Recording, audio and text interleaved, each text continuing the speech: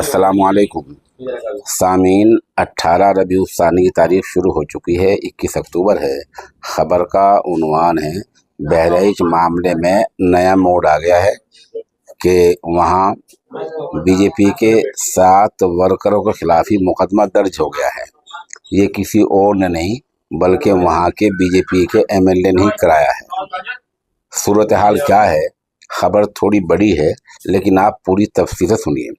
बहराइच फसाद मामले में आज पीर के दिन नया मोड़ आ गया है। महसी से बीजेपी एमएलए सुरेश्वर सिंह ने अपनी ही पार्टी के 7 वर्करों के खिलाफ एफआईआर दर्ज कराई है। युवा मोर्चा नगर सदर अर्पित श्रीवास्तव समेत 7 नामजद वर्करों पर निहायत ही गंभीर दफात के तहत एफआईआर दर्ज हुई हैं। इल्ज़ाम है कि बहराइच तशद्दुद में मरने वाले राम गोपाल मिश्रा की लाश को अस्पताल चौराहे पर रखकर भीड़ ने मुजाहरा किया था। मिंबर असम्बली के काफिले पर पत्थरबाजी और फायरिंग की थी। पुलिस मुलजिमों की तलाश में लग गई है। मामला नगर कोतवाली इलाके का है।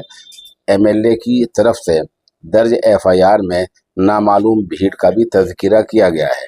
एफआईआर के मुताबिक 13 अक्टूबर को भीड़ महाराजगंज में हुए तशद्दुद में मरने वाले राम गोपाल की लाश को बहराइच मेडिकल कॉलेज के बाहर गेट पर रखकर मुजाहरा कर रही थी। जब वह अपने बॉडीगार्ड और दीगर मुआविनीन के साथ हामी के साथ वहां पर पहुंचे, तभी कुछ फसादियों ने नारेबाजी करते हुए गाली गलौज करने लगे। एफआईआर में कहा गया है कि इन फसादियों में बीजेपी शहर सदर अर्पित श्रीवास्तव, बीजेपी वर्कर अनुज सिंह, शुभम मिश्रा, कुशमेंद्र चौधरी, मनीष चंद्र शुक्ल, पुनीरिक पांडे, टीचर सेक्टर संयोजक सुधीर सिंह राणा और नामालूम भीड़ शामिल है। बहरहाल ये बहराइच मामले में आज नया मोड़ आया है।